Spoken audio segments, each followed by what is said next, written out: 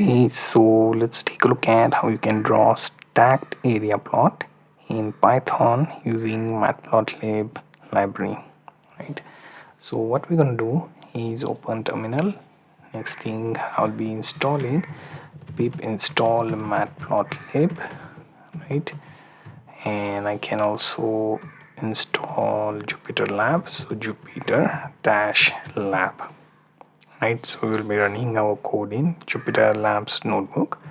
So for that I can use Jupyter notebook. Alternatively, I can directly go to Jupyter Lab server and access the new interface from which we can open the notebook, right? So this is how it opens the edge window, and then it will show us the options. In our case, that would be Python notebook that opens, right? So here, first thing, let's type in import numpy as np. Next thing, import matplotlib.pyplot as plt. These two things once set, we can go ahead by creating some data for our x value. So from 2000 to 2021, increment by 1 is the range I want, right? Now series 1 of data, and I will add some values. So 2 3 5 3 5 6. So that's one series. Series 2 goes to 1 3 5 2 5 9. That's another series. Then series 3 equals to, within this square bracket I got the range, which is 4 1 2 4 6 1, right? Now the thing is, I will have to think of my y-axis values. So for that I will use np dot, and here I will have to collect all of that. So r stack, and then I will use this square bracket for this r stack, so within which I can pass series 1, series 2, series 3, right? So hopefully everything is correct up to this point, right? So next thing would be to plotting our values of figure and axis. So equals to say plt dot subplots, right?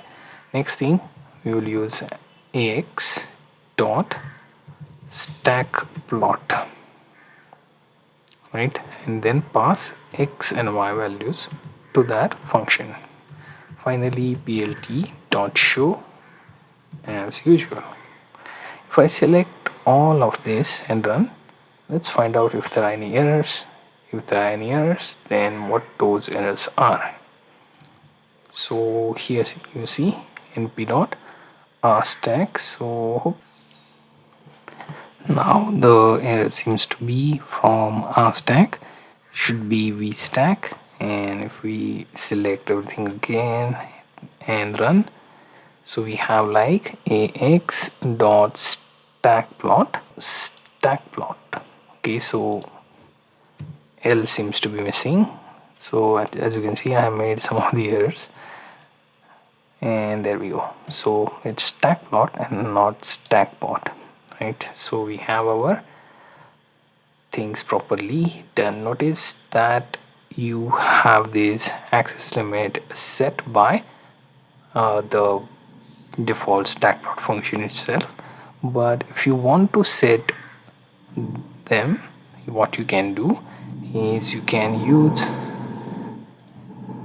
ax dot set, and then here xlim, and it will take our minimum and maximum. So what we can do, we will try and type in minimum of x, right, and then comma after minimum value, then maximum of x as well, so min max values, and then outside that comma, and then x ticks equals to x, right? So if I run this, we should be able to just select our code and then run this. So we managed to set the access limits, right? Now what we have done so far is we managed to create a basic stacked area plot. We also created access limits, and you will find that everything is filled up when we set the limit. And also from here I can add legend as well. So to do that, what we can do, we can add some space here, and here I will try and use ax dot legend, right, and then here I can set the location to, let's say, upper left. Before that I will have to put in label for my stack plot, right? So xy and then labels, right, because we added the legend. So here within square bracket a, then b, and then c, right? Basically we have our abc values. We also added legend, and if we select all and try to run this, it should have legend upper left hand side. Also we got label for our data as well, right? 3 series gets abc values, right? So that's one of the things that we can do by adding legend. And now the next thing would be to basically we will be adding colors, right? So for colors we can simply create some space at the top here, so colors, and within that square bracket I can use this double quotes, comma double quotes, right, 3 times. Now let's go with color palette and then pick 3 colors, right? So let's pick something that we can easily show off. Something like this should do. So these 3 colors or the bottom one included, let's go there. And here we have to use hash, right? So we got one color and we got second color hash, then we got third color hash, right? So we have like these options. Now we have our labels, can also add color within our stack plot function. So color equals coals or coal in our case. Right, now let me select all of this and run the code.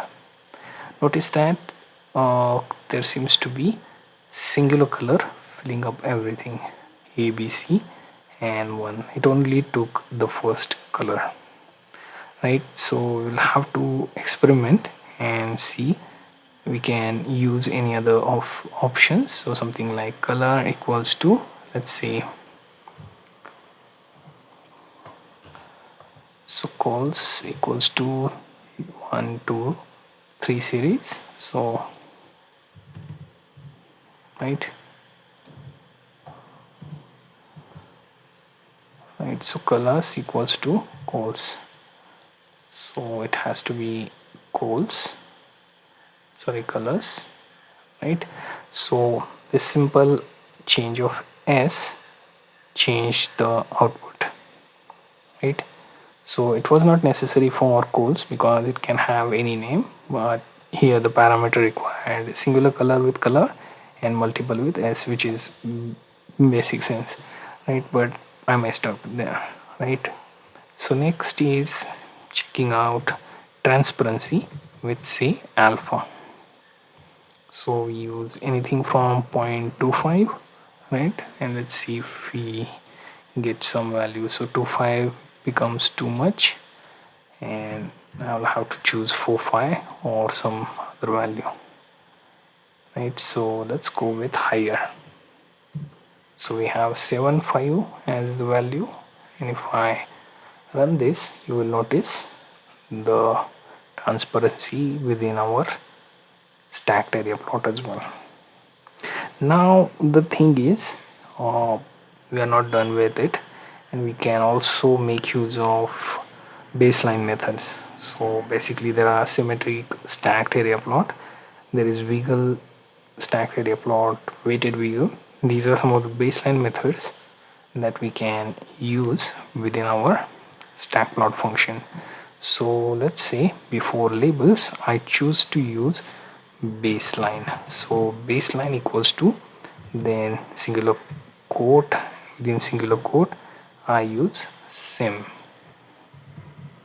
right? And if I run this by selecting, it will give you the baseline method, right? As you can see, 0 above value, 0 below math value, and symmetry for our chart, right? Then there is also wiggle method. So if we replace same with wiggle keyword, let's try to find out how it looks. So if we run this, and now your chart is a bit tilted, and between 2.5 to this above 2.5 minus 2 plus the wiggle baseline shift, right? Then there is weighted wiggle, where there is only a change of using weighted underscore wiggle, right? So if I select all of this, run this, you will notice everything tilted upwards to downwards, so kind of like a stream. So weighted wiggle looks something like this. The chart is basically from the minus of some 3 to positive of 3 and goes downwards, showing the values from 2015 to 2020 in this case, right? So these are some of the methods that you can also test out for stacked area plot. So what we have done is we created basic plot, then we change access limits, then we added the legend, right? We also managed to add labels that reflect in legend, and then added colors, right?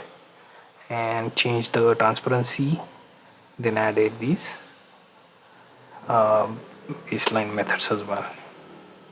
So you get the idea how to draw stacked area plot in Python using Matplotlib.